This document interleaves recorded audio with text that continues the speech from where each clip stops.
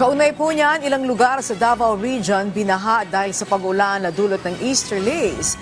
Ilang motorista na stranded matapos masira ang ilang kalsada dulot ng pagbaha. Si Janessa Felix ng PTV Davao sa sentro ng balita. Sa bidyong kuha ng isang residente sa barangay Don Marcelino, Davao Occidental, makikita ang pagragasa ng baha sa barangay Katigbao na naging resulta ng pagkasira ng box culvert na siyang nagsilbing tulay sa nasabing daan. Nangyari ang pagbaha kahapon, ika-31 ng Marso, pasado alas 7 hanggang alas 9 ng umaga. Ito matapos ang malakas na pag-ulan sa nasabing lugar na dala pa rin ng easterlies. Naantala naman ang mga motorista na dadaan at pinayuhan muna na humanap ng alternatibong ruta upang makatawid. Ayon naman sa Office of the Civil Defense o OCD-11 na walang natalang casualty sa nangyaring pagbaha.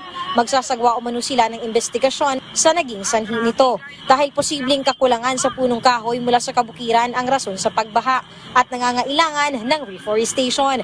Isa din sa pag-aaralan ng OCD-11 ang paglagay ng malaking tulay sa nasabing barangay na hindi basta-basta masisira ng baha.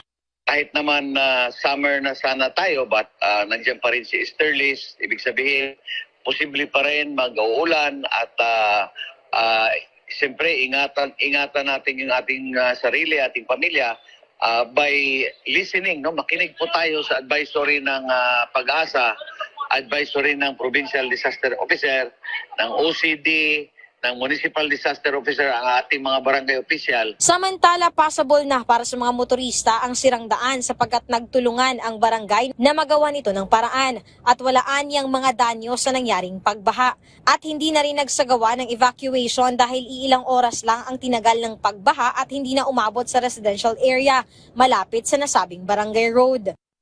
Wala ma'am, ang katong box culvert na dyan siya ma'am, ito na damage ma'am.